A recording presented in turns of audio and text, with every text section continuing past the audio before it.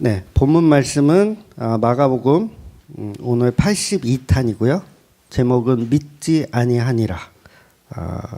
마가복음 16장 9절에서 14절까지 말씀입니다. 마가복음 16장 9절에서 14절까지 말씀. 네, 같이 읽겠습니다.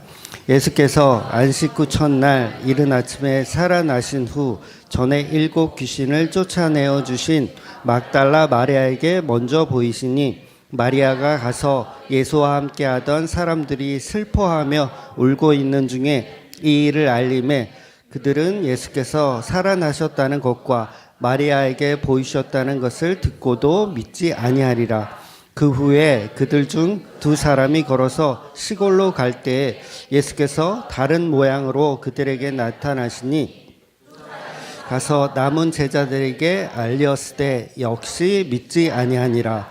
그 후에 11 제자가 음식 먹을 때에 예수께서 그들에게 나타나사 그들의 믿음 없는 것과 마음이 완악한 것을 꾸짖으시니 이는 자기가 살아난 것을 본 자들의 말을 믿지 아니함이로라. 아멘. 지난주 우리는 그 예수님이 부활하신 장면을 본문으로 봤어요. 그것은 마가복음이 기록한 마가가 기록한 마가복음의 끝이라 그랬죠. 그게 끝이었어요. 그래서 어떻게 끝냈냐면 8절에 보면 여자들이 부활하신 소식을 듣고, 그러니까 천사들이 전한 소식을 듣고 기뻐서 열심히 전도했다라는 걸로 끝났으면 좋겠는데 그렇게 끝나는 게 아니라 무서워 떨며 도망하고 아무 말도 못하더라. 그러니까 우리가 알고 있던 상식하고 좀 다르지 않아요? 천사가 마리아들한테 알리고 마리아들이 신나서 이렇게 한 걸로만 우리는 인식하고 있지만 성경을 다시 찾아보니까 처음부터 그랬던 게 아니었어요. 처음에는 놀라서 무섭고 도망하여 누구까지, 여자들까지도, 마리아들까지도 복음을 전하지 않았다는 거예요. 그리고 그렇게 무서워 떨며 도망하더라로 성경이 끝나버리더라는 거예요. 마가복음이 그냥 끝났어요. 그리고 오늘부터는 뭐냐면 여러분 성경에도 가로가 쳐져 있다 그랬잖아요. 가로가 쳐져 있어요. 20절까지. 이게 무슨 얘기냐면 원래 마가가 기록한 게 아니란 뜻이에요. 후대에 누군가가 추가로 기록을 했다라는 거죠. 그러니까 이 내용은 사실 어디에 있어야 하는 내용이냐면 마가복음에 있어야 할 내용이 아니라 사도행전에 있어야 될 내용을 끌어다가 붙여놨다. 이렇게 이해하시면 돼요. 그러니까 이거 가지고 가로가 쳐져 있으니까 이건 성경 아니다. 이렇게 얘기하면 또 안 돼요. 성경은 성경이지만 마가가 기록한 성경은 아니다. 그래서 사도행전에 있어야 할 법한 내용들을 끌어다가 마가복음에 마치 부록처럼 기록을 했다는 거죠. 그렇다면 왜 성경은 그렇게 인간이 믿음 없음을 증거하고 끝내냐는 거죠. 그거는 우리 힘으로는 도저히 믿을 수가 없는 분야가 바로 복음의 분야이기 때문에 그래요. 그래서 처음부터 믿지 않아요. 여자들도 처음에는 믿지 않았고 나중에서야 제자들을 찾아가서 우리가 부활하신 예수님을 만났다라고 얘기해요. 그런데 그 제자들이 그 마리아들의 이야기를 믿나요? 또 안 믿어요. 그러니까 엠마오로 가는 제자들에게 예수님 찾아가셨어. 2 사람에게 찾아가셨어. 근데 예수님인지를 못 알아봐. 믿음이 없는 거예요. 못 알아봐. 그래서 예수님이 강제로 알려주셨어. 그랬더니 엠마오로 가는 이 사람들이 예수님을 만난 거예요. 그래서 다시 예루살렘은 다시 돌아가. 그래서 11명의 제자들한테 우리가 예수님을 만났다 했더니 믿어요, 안 믿어요? 또 안 믿어요. 계속 안 믿는 거예요. 그러니까 여자들이 무덤을 찾아갔던 이유도 부활하신 예수님을 믿어서가 아니잖아요. 죽은 예수에게 향유를 발라주려고 간 거잖아요. 죽은 거예요. 믿지 않아요. 도대체 왜 안 믿고 한 박자가 늦을까? 계속 한 박자가 늦죠? 저와 여러분도 한 박자가 늦지 않았어요? 복음을 들어도 그 즉시 반응하거나 그 즉시 믿음이 느껴지지가 않아. 꼭 늦어요. 그래서 그러니까 여러분도 이제 어디 가서 복음을 전하지만 거의 100명 중에 90%는 뭔 말인지 못 알아듣고 안 믿습니다. 10%만 뒤늦게. 그것도 즉시도 아니야. 뒤늦게. 그럼 본문에도 똑같죠. 왜 그럴까? 왜 이렇게 즉시 반응하지 않을까? 이거는 성령의 은혜가 없었기 때문이에요. 성령의 은혜. 그러니까 사람의 지식으로는 그 복음을 이해할 수 없다라는 거죠. 그럼 어떻게 해야 이해해야 되냐? 성령이 은혜를 주셔야 이해가 되더라는 거예요.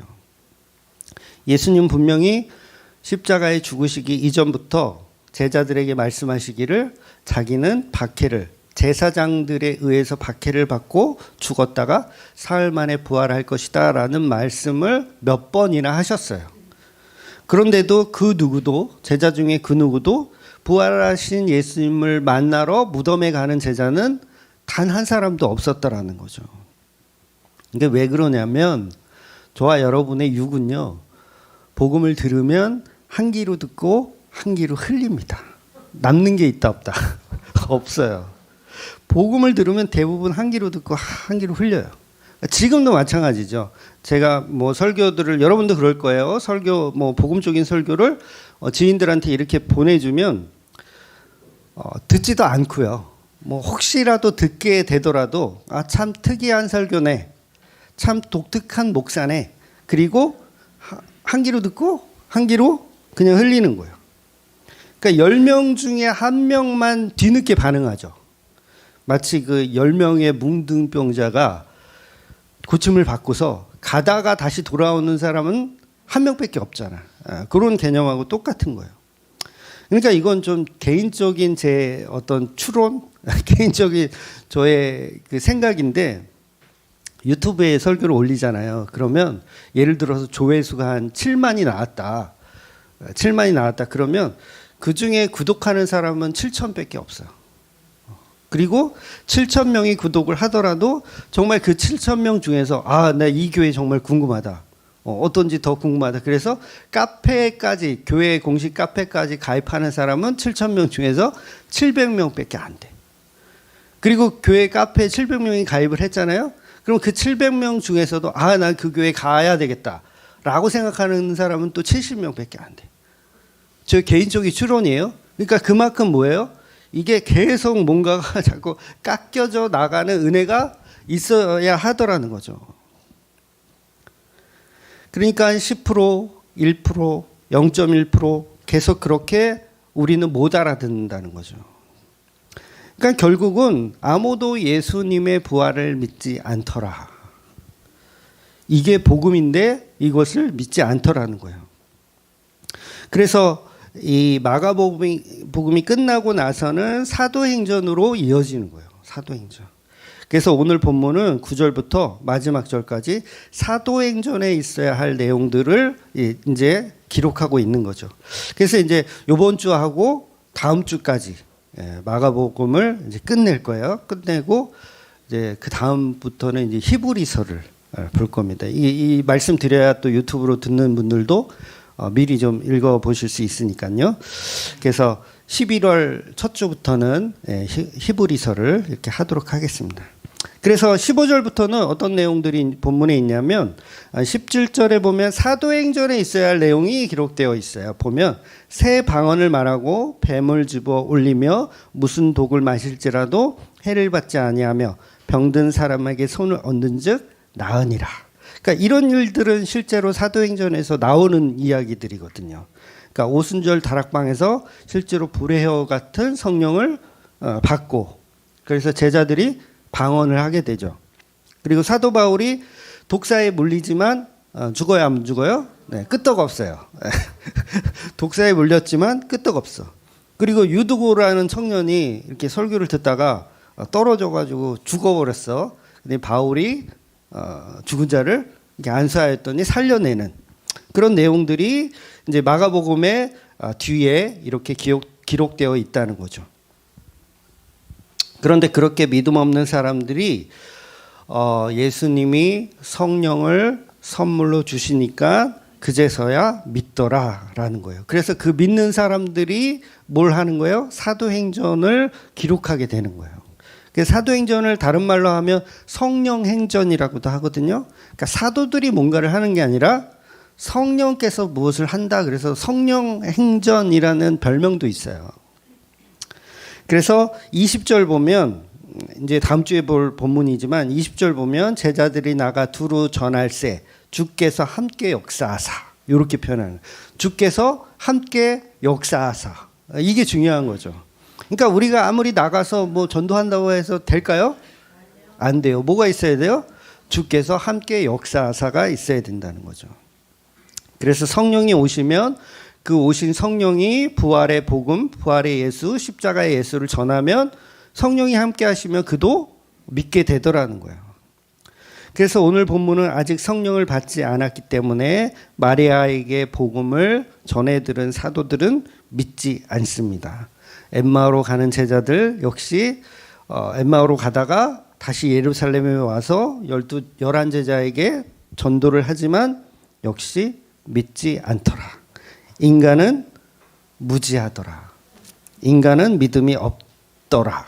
라는 걸 이야기하는 거죠. 그래서 지난주 본문에서 예수님의 부활은 썩어질 육체로 다시 살아나는 것이 아니라고 했어요. 썩어질 육체로 살아나는 게 아니에요.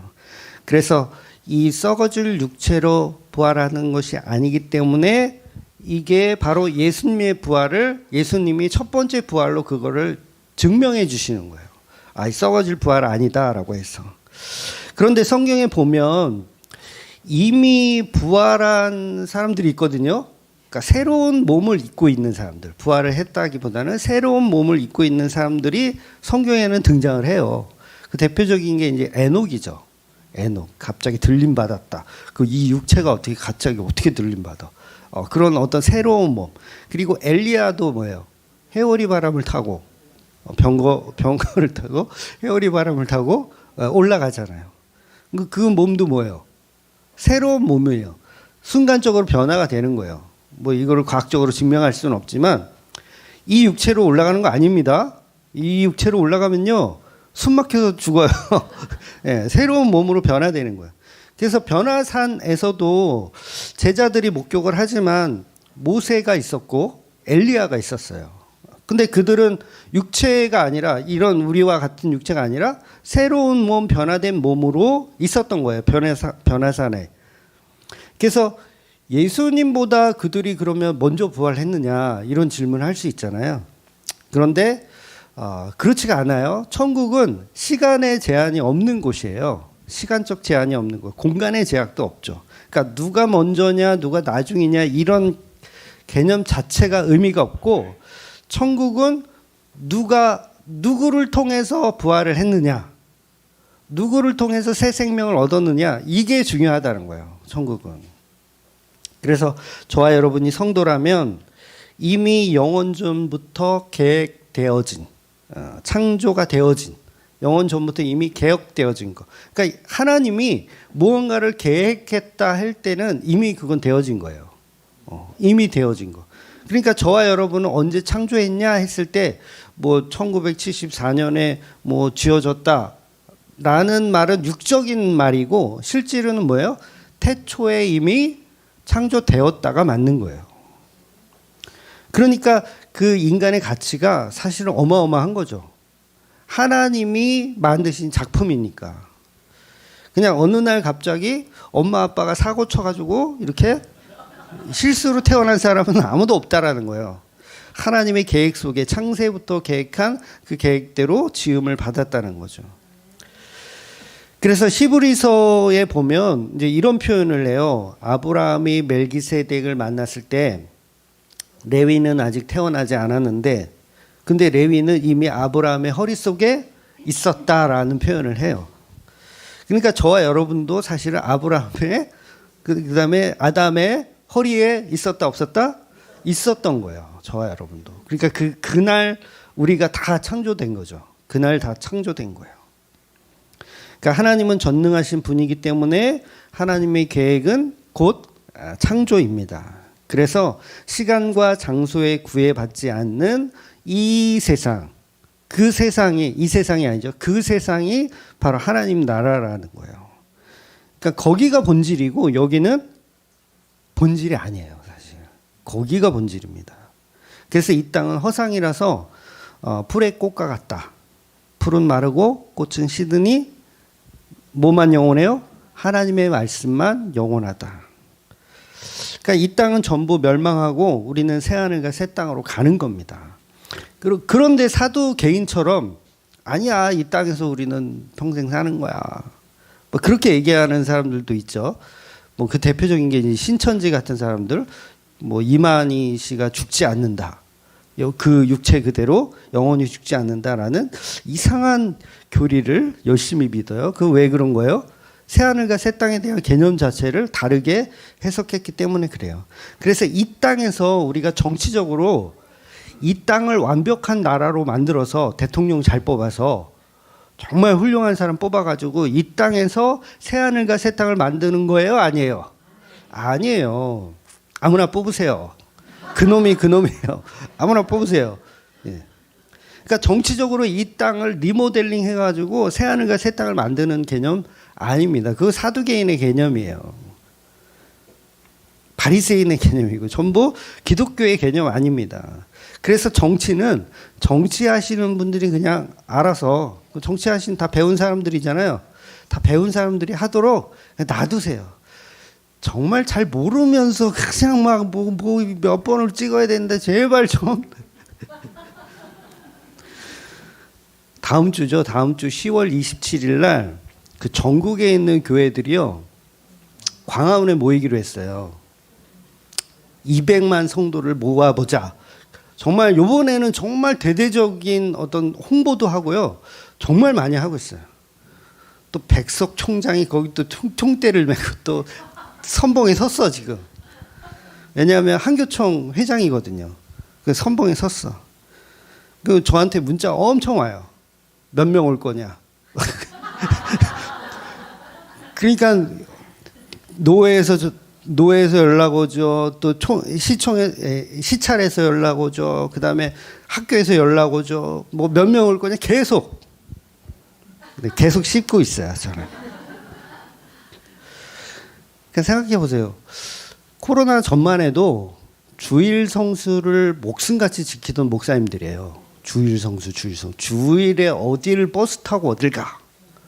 여러분 광화문에 모이려면요, 부산에서 예를 들어서 온다. 주일 성수 못 해요. 예배 못 드리고 그냥 바로 출발하면서 버스에서 예배 드려야 돼요. 지금 대대적으로 지금 움직이고 있다니까요. 그러니까 주일 성수를 목숨까지 지키자는 사람들이 지금 주일이고 나발이고 지금 차별금지법을 반대를 위해서는 뭐예요? 무조건 모여야 된다예요. 여러분 동성애법을 금지하는 거 맞아요. 저도 금지합니다. 동성애법 합법하는 거 반대예요. 저도 반대합니다. 저는 남자 며느리를 드릴 생각이 없어요. 여자 사위를 제 호적에 늘 생각 없어요. 예, 저 반대해요.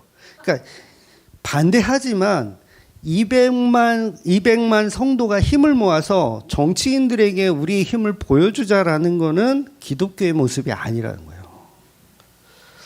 어떤 분은 그러더라고요. 우리는 모여서 뭐 데모를 하거나 뭐 이런 게 아니라 그냥 하나님께 기도하려고 그러는 거다. 동성애법을 막아달라고 하나님께 기도하려고 같이 모이는 거지.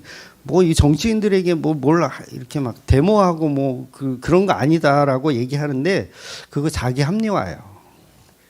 예수님이요, 언제 로마를 향해서 어떤 정치적인 어떤 그런 액션을 취하신 적이 있나요? 전혀 없으세요. 여러분 로마법이 기독교를 박해하는 법이잖아요. 박해하는 법 얼마나 많겠어요. 아니 우리나라는 동성애법 그거 있지만 로마 때는 더 악한 법들이 얼마나 많이 있었겠어요. 근데 그때마다 예수님이 야 모여라, 전국에 있는 우리 기독교인들 다 모여라 해가지고 막 이렇게 뭐 데모하러 갔나요?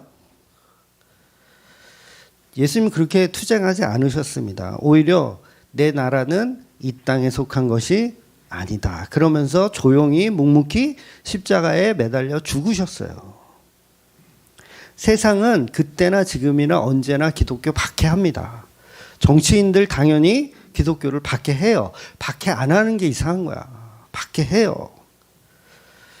목사들이 그래요. 차별금지법이 만약에 통과가 되잖아요. 그러면 목사들은 죄에 대해서 설교할 수 없대요. 일리 있는 말이에요. 차별하는 거니까. 이것은 죄다라고 말하는 거 차별이니까 할 수 없다. 예를 들어서 여러분 어머니죠. 어머니가 자녀들한테 야, 이번 주는 주일이니까 엄마랑 같이 교회 가자 라고 했는데 아기가 싫다고 했어.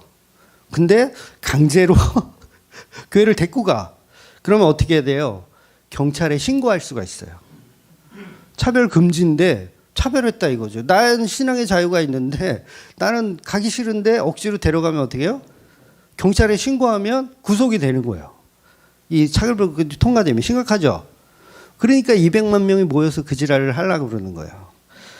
그런데 역사적으로 보면 복음은 자유로웠던 시간이 없습니다. 오히려 지금이 가장 자유로운 시간이었죠. 그러니까 감옥에 가는 것이 두려워서 설교할 수 없다? 저는 그 사람 목사 아니라고 생각해요. 죄에 대해서 차별금지법이 통과되더라도 죄에 대해서 말해야 됩니다. 말할 수 있는 사람이 목사죠. 복음이 이 땅의 정치와 타협하는 적이 없어요. 타협하지 않습니다. 그 속에서 그런 핍박과 그런 애통 가운데서 의에 줄이고 목마르며 예수 그리스도를 전하는 거죠. 그래서 의를 위하여 박해를 받는 자는 복이 있나니 그들이 아니라 천국이 저희 것임이니라. 그래서 의가 뭐예요? 의가 예수님의 십자가, 예수님이 이루신 십자가, 그것을 위해서 우리는 박해를 받는 거예요. 그러니까 이 땅의 정치는 정치인들이 잘하게 그냥 내버려 두세요. 교회가 태극기를 들고 촛불을 들고 그런 걸 하는 게 아니에요. 교회는 예수님의 살과 피를 먹고 마시면서 복음을 나누는 거죠. 그 소중한 시간에 왜 광화문에 전국에서 모이고 있어요? 괜히 사고 나요. 괜히 깔려 큰일 나. 200만 명이 거기 다 모이면 깔려 죽어. 요한복음 11장에 보면 예수님이 이제 예루살렘 다시 돌아가자. 그런 어떤 카리스마 있는 말씀하세요. 예루살렘을 다시 돌아가자. 제자들이 깜짝 놀라는 거예요. 방금 거기서 돌 맞아가지고 피해 왔거든요. 근데 예수님이 갑자기 예루살렘 다시 가자는 거예요.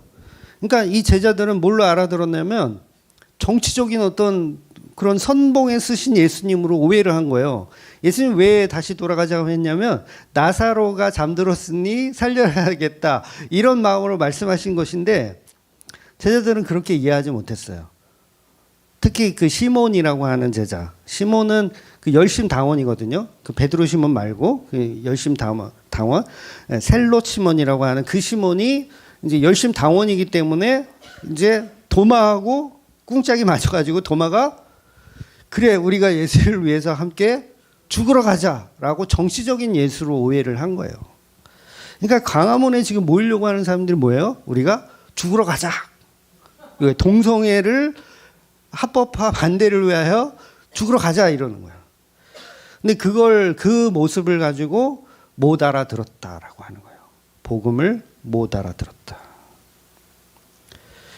바로 예수 그리스도의 십자가로 이루는 천국이 아니라 자기들의 어떤 정치적 힘으로 이루는 나라를 여전히 꿈꾸고 있어요.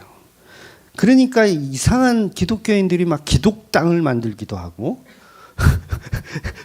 표도 더럽게 안 나오는데 그걸 굳이 기독당을 만들어서 이 나라를 어떻게 하겠다, 기독교화 시켜보겠다고 노력을 하는 거예요. 근데 그거는 전혀 복음이 아니에요. 하나님의 나라는 이 땅에 속한 것이 아니에요. 오히려 이 땅은요, 소돔과 고모라의 모습으로 가는 게 정상적인 거예요. 그게 정상적인 거예요. 저와 여러분이 이 땅에서 태평생대를 누르고 편하게 뭔가 신앙생활을 하고 할 수 있는 나라를 만들겠다? 그런 나라는 영원히 오지 않습니다. 이 땅에서는 영원히 오지 않아요. 그런데 우리는 예수님의 십자가의 사랑으로 이루신 그 하나님의 나라를 사는 거예요. 그러니까 혹시라도 다음 주에 가시려고 생각하신 분들 있으면 다시 한번 생각해 보세요. 왜냐하면 다음 주 예배 드리는데 한 절반밖에 없어.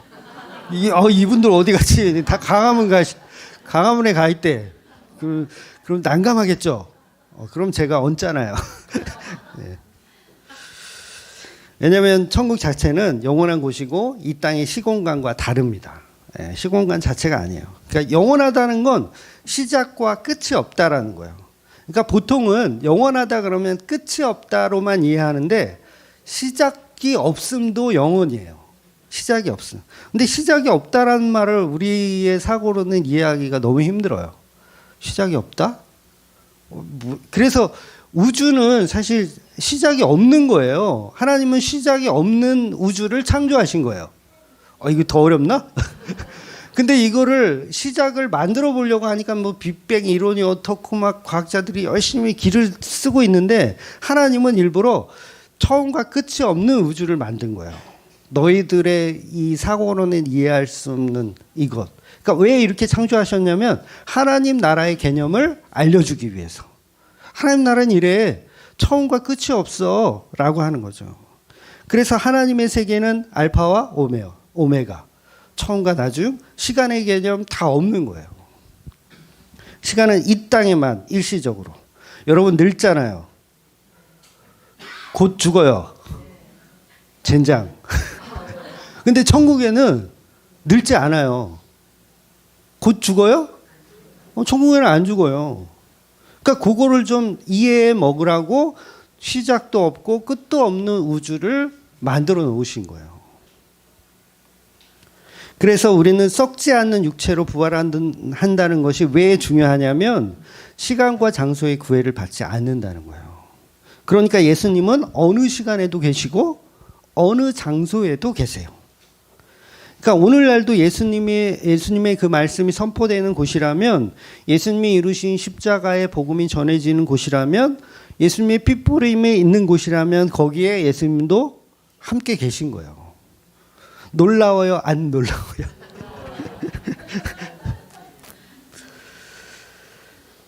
저와 여러분이 성도라면 예수님은 그 성도와 함께 오늘도 계시더라는 거죠. 그래서 그걸 임마누엘이라고 하는 거예요. 보라 처녀가 잉태하여 아들을 낳을 것인데 그 아들의 이름은 임마누엘이다. 하나님은 우리와 함께 하신다. 즉 부활하신 예수님은 하늘로 승천하셨죠. 500명이 보는 앞에서 하늘로 승천하셨지만 성령을 통하여서 지금도 우리와 함께 계시는 겁니다. 그런데 그 예수님이 오셔가지고 지금 함께 계시잖아요. 우리와 함께 오셔가지고 너는 광화문으로 가라. 광화문에 가서 이 땅을 그렇죠. 깨끗하게 만들어서 기독교인들이 예배 잘 드릴 수 있는 나라를 만들어라. 이러실까요? 아니에요. 기독교인만 탁탁 데리고 하나님 나라를 살게 하시는 거예요. 놀라운 거예요. 하나님 나라를 살게 하시는 거예요. 이 땅은 여전히 흉년이고 황폐한데 그 흉년이고 황폐한 그곳에 하나님 나라를 살게 하신다고요. 그게 성령의 임하심이에요. 그래서 성령이 함께 하시는 자는 더 이상 종교적인 어떤 인간 사상이나 정치적 이념이 아니라 십자가에 죽으시고 부활하신, 그래서 그분이 만들어내신 하나님 나라를 완성된 하나님 나라를 살아가는 겁니다. 그래서 교회는 십자가 사랑만 전하면 돼요. 그러니까 광화문에 가는 거 좋아요. 가서 뭐 해야 되냐면 십자가 사랑 전하는 거예요. 동성애자들한테 뭘 해야 돼요? 십자가 사랑 전하는 거예요. 여러분 동성애자가 자기가 남자인데 여자라고 생각하는 거는 그건 누가 고쳐줘야 되냐면 정신과 의사들이 고쳐줘야 되는 거예요. 그거는 우리가 고치는 게 아니에요. 우리는 뭐만 하면 돼. 십자가 복음만 전하면 되는 거예요. 근데 뭔가를 지금 많이 착각하고 있다니까요. 그러니까 성 정체성은 의사들이 하는 거예요. 우리는 성이 이렇군 저렇군 그 사람의 상태와 상관없이 복음을 전하는 거예요. 복음을. 그래서 성령은 계속해서 인본주의를 부시고 신본주의를 세워가는 겁니다. 나의 자아는 부서지고 나의 마음은 부서지고 예수님의 마음, 하나님의 마음으로 복음을 만들어 가는 겁니다. 비록 우리의 몸은 이 땅에서 구애를 받고 살지만 본질은 예수님이라는 하나님 나라를 사는 거예요. 그래서 이런 어디에도 있어야 하는 하나님 나라, 어디에도 있는 예수님. 그래서 예수님이 승천해서 하나님 우편에 가지만 늘 우리와 함께 하시는 하나님, 함께 하시는 예수님이라는 거죠. 그래서 삼위일체라고 하는 거예요. 삼위일체. 그러니까 지금도 예수님은 성경이라고 하는 말씀 가운데 계시고 성령 받은 자에게 함께 하시고 성령 받은 교회 가운데 함께 하시는 거예요. 예수님의 몸은 무소부재하신 분. 그래서 성령이 없잖아요. 그럼 십자가 복음이 절대 나올 수가 없어요. 근데 이제 결론에 가서 조금 더 말씀드리겠지만 성령이 없으면 뭐가 나올 수 없다? 십자가 복음이 나올 수 없어요. 세상 정치가 나와요. 세상 정치. 동성애 반대해야 돼. 이런 정치가 나와요. 그래서 성령을 통해서 세례받는 거는 그만큼 중요한 거예요. 그러니까 썩어질 육체의 부활이 아니기 때문에 그렇죠.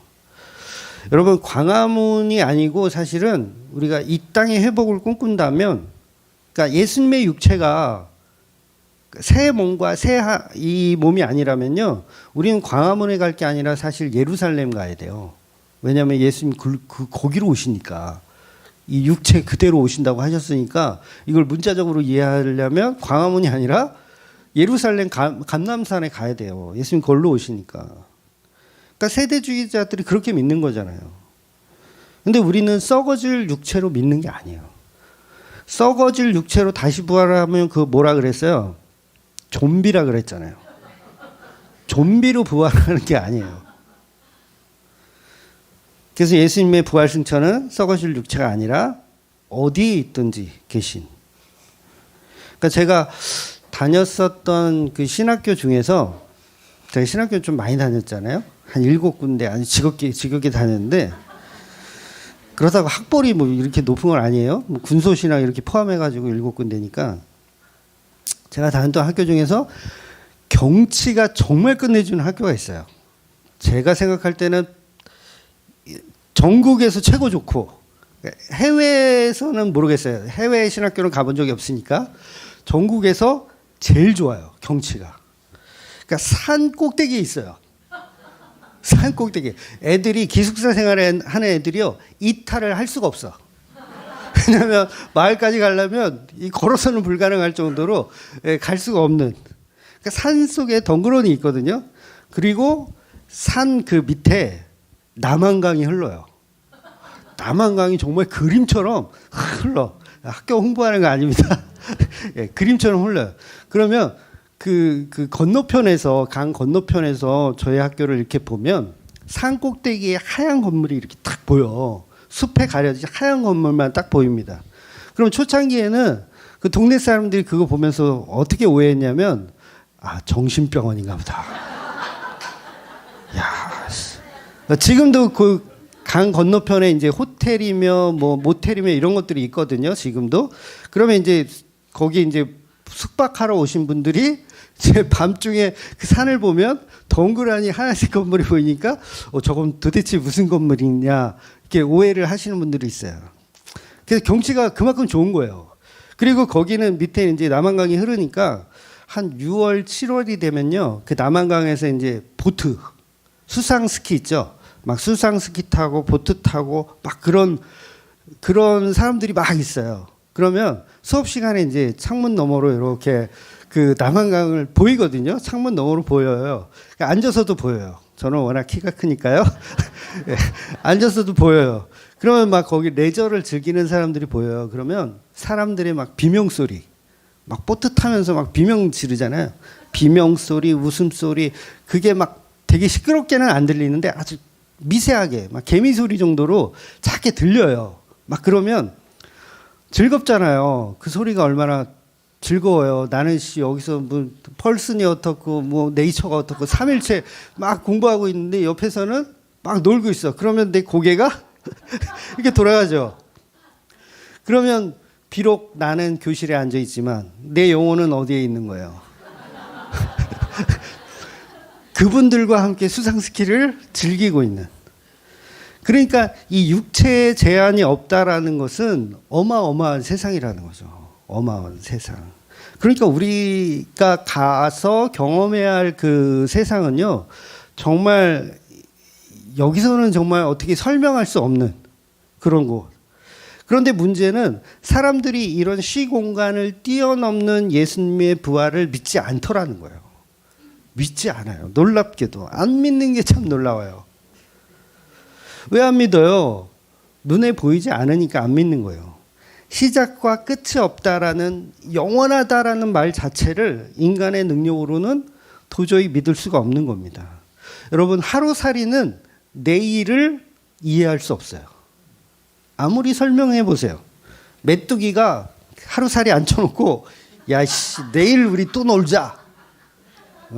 그래도 뭐 알아들어요? 못 알아들어요? 못 알아들어.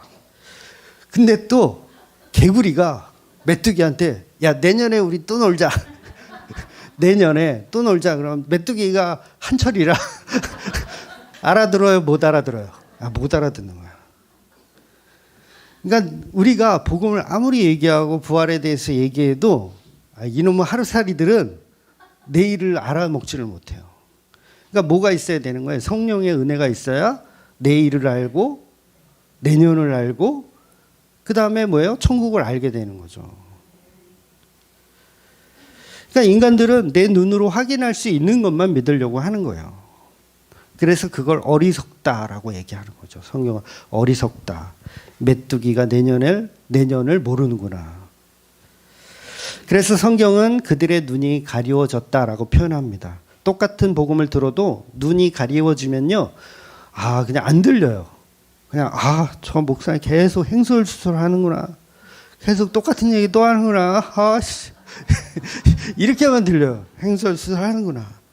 그런데 복음의 귀가 열리기 시작하면 그때부터 정말 은혜의 세상이 열리는 거죠.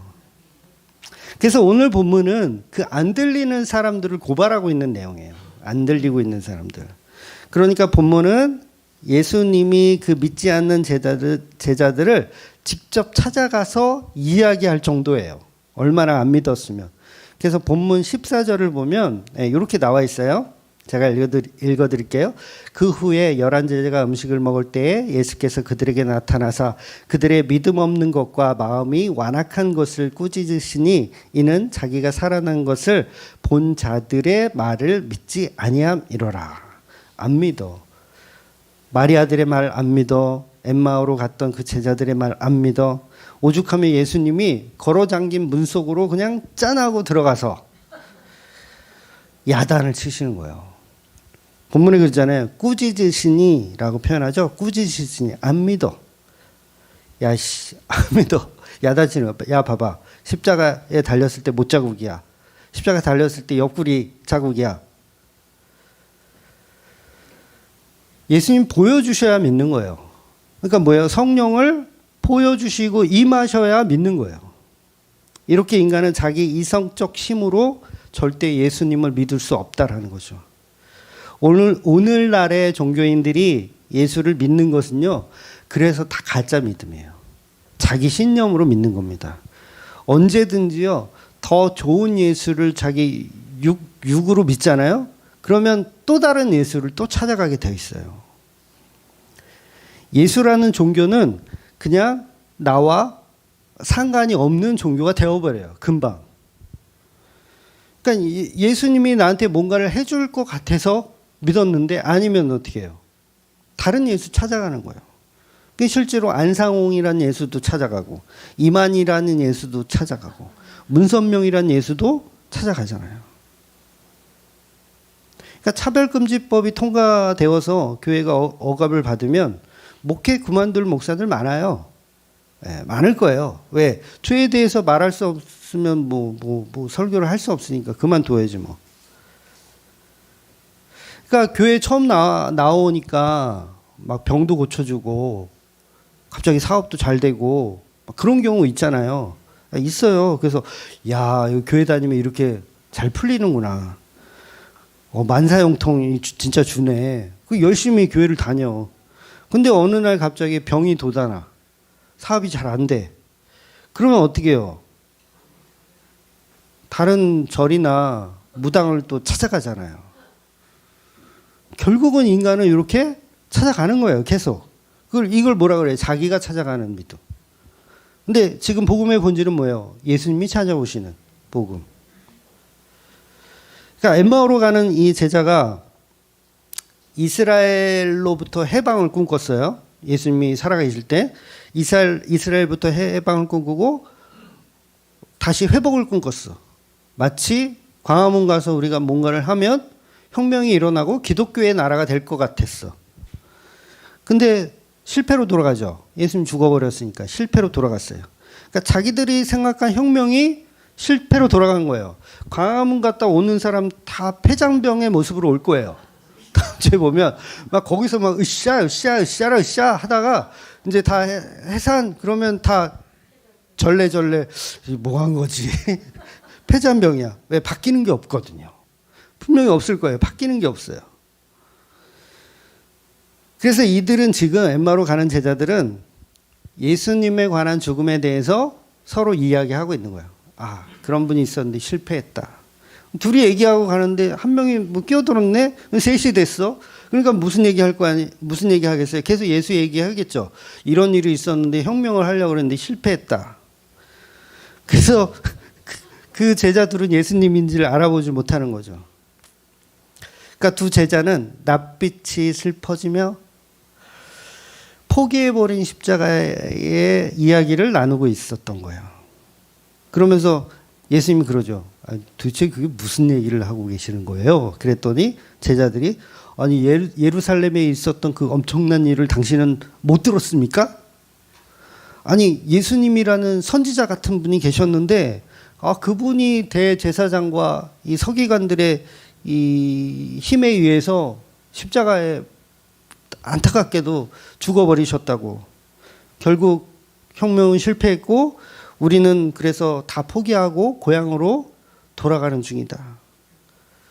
그러니까 어떤 여자들은 예수님이 부활했다라는 말을 하기도 했는데 계집들의 말은 별로 그게 신빙성이 없잖아요. 그래서 우리는 그냥 엠마오로 가고 있는 겁니다. 그때 한참 동행하며 그 이야기를 듣던 예수님이요. 야단을 치세요. 여러분 성경에 분명히 찾아보시면 나와요. 야단을 치십니다. 곱게 안 들으셨어요. 야단 치세요. 뭐라고 야단 치시냐면 미련하고 어리석은 것들아. 선지자들이 말한 모든 것을 더디 믿는 자들이여. 예수님은 호되게 야단 치세요. 그런데 그 말에 제자들이 찔림이 있는 거예요. 그래서 예수님이 이제 적당히 하고 가려고 그랬는데 더 듣고 싶다는 거죠. 막 욕하는데 자기를 욕하는데 이 더디 믿는 것들아, 이 믿음이 없는 것들아 막 그러는데 예수님 가지 마세요. 우리랑 더 좀 말씀 좀 해주세요. 그러면서 식사까지 차려가지고 식사까지 대접을 해요. 그때 예수님이 떡을 떼시며 주시잖아요. 그랬을 때 제자들이 눈이 열려서 예수님인 줄 그때 알아보는 거예요. 그래서 예수님이 하시는 말씀이 뭐냐면 모세를 비롯한 성경들이 모두 예수님을 예표하고 있다는 것을 너희들이 모르느냐라고 얘기하는 거예요.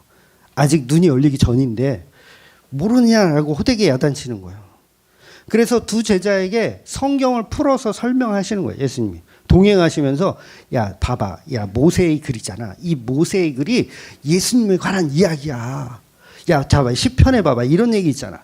이거는 예수님에 관한 이야기야. 야 욥기의 이 욥의 이야기가 예수님에 관한 이야기야 라고 하면서 설명을 해주는 거예요. 그러니까 엠마오로 가는 제자들이 그 설명이 너무 탁월하고 귀에 쏙쏙 들어오는 거야. 아 그래? 아 그렇구나. 알아듣기 시작하는 거예요. 설교가 너무 명쾌했어요. 예수님이 하시니까 저처럼 이렇게 막 떠듬떠듬 이렇게 막 혀에 살이 쪘나 봐. 발음도 안 돼. 죽겠어. 배에 살이 찌는 거는 그래도 카바를 하는데 입에 살이 쪄가지고 발음도 안 돼. 대충 알아들으시죠? 그래도. 네. 그래서 엠마오에 거의 도착하자마자 예수님 만났으니까 더 머물러 주세요. 그러다 이제 식사하시고 눈이 열려져서 그 즉시 어떻게 해요? 예루살렘으로 다시 가. 11 제자에게 우리가 예수님 만났다. 여러분, 여기서 중요한 것은 처음에는 안 믿었다는 거예요. 제자들이 처음에는 안 믿었어요. 막달라 마리아 역시 처음에는 안 믿었어요. 그러니까 복음을 포기하려고 하는 순간 누가 찾아오신다? 예수님이 찾아오시더라는 거예요. 바로 이것이 예수님이 믿음 없는 백성을 찾아가시는 방법입니다. 그래서 찾아가셔서 무슨 말씀을 하시냐면, 자, 여러분에게 예수님 찾아가세요. 그런데 예수님이 육체가 아니라 그랬잖아요. 육체로 여러분을 찾아가시면요, 여러분 어디 가야 돼요? 정신병원에 치료를 받으셔야 돼요. 육체로 찾아오시는 게 아니라 뭘로 찾아오세요? 말씀으로 찾아오는데, 그 말씀은 이제 누가복음 24장 27절에 보면 그 제자들, 엠마오로 가는 제자들에게 하시는 말씀이에요. 이에 모세와 모든 선지자의 글로 시작하여 모든 성경에 쓴 바 자기에 관한 것을 자세히 설명하시느니라. 자세히 설명했대요. 모세의 글과 선지자의 글을 가지고 자기에 관해서 자세히 설명하셨다. 그러니까 엠마오로 가는 제자들이 그 말씀을 통해서 예수를 만나기 시작하는 거예요. 그럼 이미 그 설교를 통해서 십자가에 죽은 예수는 실패자가 아니라는 것을 뭐예요? 듣는 거예요. 들은 거예요. 이미 예수님이 찾아와서 믿은 게 아니라 예수님의 말씀으로 믿게 되어지는 거예요. 그러니까 가지 마세요 가잖아요. 가지 마세요. 예수님 아니에요. 지금 몰라요. 예수님인지 몰라요. 근데 가지 마세요. 그 말씀 더 들려주세요. 이게 뭐예요? 성령을 더 주세요 라고 하는 거예요. 성령을 더 주세요 라고 하는 거. 그래서 엠마오로 가는 제자들에게 설명을 다 했고, 그 다음에 믿음이 생겼어요. 그리고 나중에는 눈이 열려가지고 그분이 예수님이라는 걸 알게 돼요. 그래서 이 엠마오로 가는 제자들이 시간이 왜 이렇게 됐지? 쓸데없는 소리를 많이 해서 그런가? 엠마오로 가는 제자들이 예루살렘에 갔잖아요. 그 11 제자를 찾아갔어. 우리가 예수님 만났다. 믿어요, 안 믿어요? 또 안 믿어. 그럼 어떻게 해야 돼요? 방법은 그들도 성령을 만나는 방법밖에 없어요. 그러니까 예수님이 짜잔하고 나타나시잖아요. 나타나셔서 엠마오로 가는 제자들에게 했던 말 똑같이 하세요. 그게 이제 누가복음 24장 44절 나오는 말씀인데, 제가 읽어드리면, 또 여기는 이제 11 제자 있는 데서 하시는 말씀이에요. 또 이르시되 내가 너희와 함께 있을 때에 너희에게 말한 바 곧 모세의 율법과 선지자의 글과 시편에 나를 가리켜 기록된 모든 것이 이루어져야 하리라 한 말이 이것이니라 하시고, 이에 그들의 마음이 열려 성경을 깨닫게 하시고. 뭘 깨달았다? 성경을 깨닫게 하시고. 그러니까 예수님은 자기를 보여주고 믿게 하는 게 목적이 아니에요. 이해되시죠?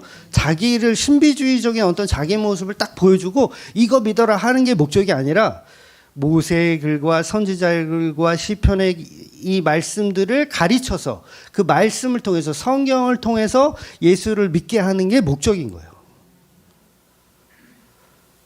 그래서 여러분이 기도원 가지고 막 기도하다가 환상 중에 예수님 만난 거는 가짜예요. 100% 가짜입니다. 근데 뭘 통해서 만나야 돼? 모세의 글과 선지자의 글과 시편의 글을 통하여서 누구를 만나? 예수님 만나는 거예요. 오후에도 우리가 욥기 강의를 보고 있지만, 주중에 제가 모임이 있어서 이번 주는 정말 살인적인 스케줄을 소화했거든요. 주중에 모임이 있어서 어느 집회에 갔는데 교수님이 이제 욥기 강의가 아니라 욥기 이 전체를 가지고 특강을 하는 시간이었어요. 그러니 제가 욥기 강의를 하고 있으니까 귀가 또 쫑긋하지 않겠어요? 근데 강의를 한 2시간 정도 하셨는데 내용은 이래요. 욥이 고난을 닥치고 힘들지만 결국은 38장 가서 하나님을 만나잖아요. 모르세요? 38장에 하나님이 짜증 나타나세요. 그러면서 이거를 누가 지었느냐 막 이렇게 말씀하시는 대목이 있거든요. 38장 가서 하나님 만났다. 그러니 저와 여러분도 고난 가운데 있지만 반드시 하나님은 우리를 찾아오시고 우리는 1인칭 하나님을 만나야 된다 라고 말씀하시네요. 1인칭 하나님. 여러분 이 강의를 2시간 동안 하신 거예요. 너희가 고난이 있지만 힘들지만 반드시 하나님을 만날 것이다. 그러니까 하나님을 만나야 된다, 안 만나야 된다? 만나야 된다. 그리고 2시간 설교가 끝났어요. 여러분 이 설교의 오류 뭘까요? 이 설교의 오류. 그렇죠. 예수님이 없어요. 2시간을 떠드는데 예수님이 없어. 다이렉트야. 욥이 나고 욥이 여러분이고 여러분이 누굴 만나? 하나님 만나야 된다. 아까 엠마오로 가는 제자 둘과 그리고 11 제자에게 예수님은 분명히 어떤 설교를 하셨어요? 모세 오경과 선지자의 글과 시편의 길을 기록해서 누구를 설명한다? 예수를 설명하는 거예요. 그러면 욥기는 시가서예요.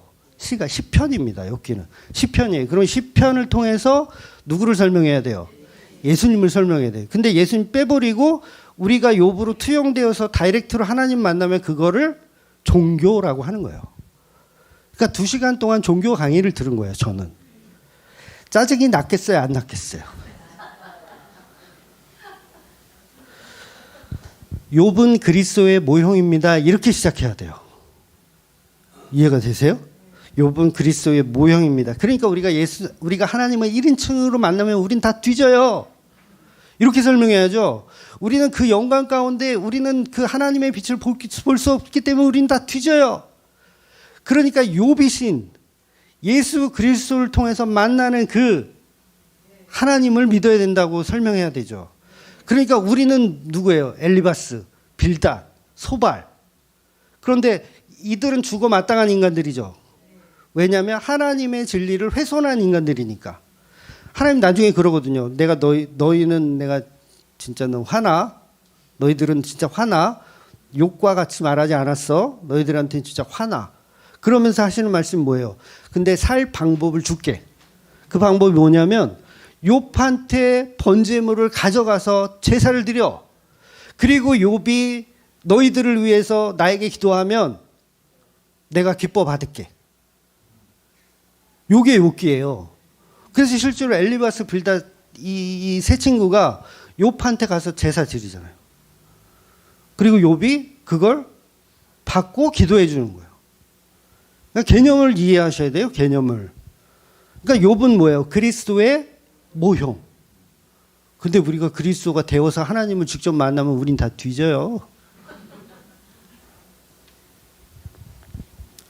왜냐하면 하나님이 욥을 의인이라 칭했기 때문에. 다른 의인은 없는 거예요. 그래서 제가 지금 이 교수님을 제가 욕하려는 게 아니라 한국교회 현실이 이렇다는 거예요. 다 그런 식으로 설교를 해요. 네, 거의 다. 고난 중에 하나님 만나셔야 됩니다. 하나님 만나셔야 됩니다. 참고 견디세요. 견디세요. 종교. 야, 스님 설법 잘 들었습니다. 참고 견딜게요. 이렇게 되는 거야. 근데 복음은 뭐냐면 우리는 불가능하구나. 하나님 만날 수 없구나. 그럼 누구를 통해서 만나야 돼요? 예수 그리스도.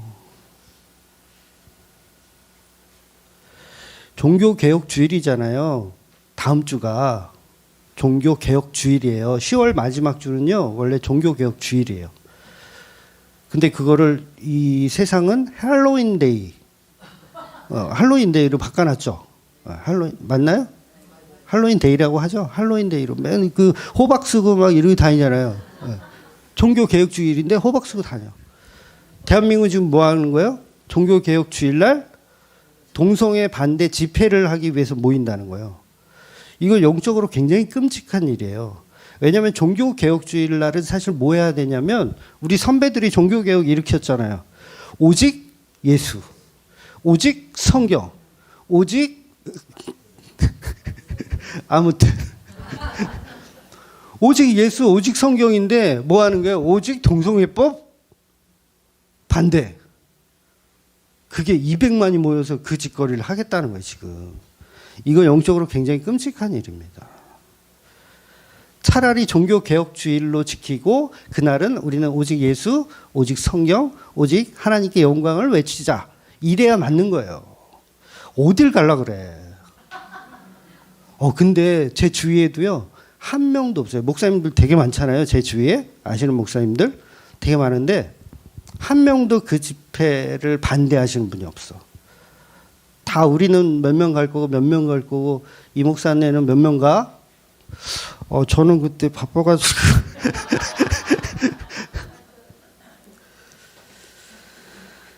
기독교는 예수님을 믿는 겁니다. 오직 예수, 오직 십자가에 죽은 그 예수. 그래서 반드시 저와 여러분은 성령의 은혜로 그 믿음, 종교가 아닌 그 믿음을 통해서 예수 그리스도를 만나고 십자가에 죽으신 그리고 부활하신 그 예수님을 믿고 사시는 저와 여러분이 되시기를 주의 이름으로 축원드립니다. 아멘. 기도하겠습니다.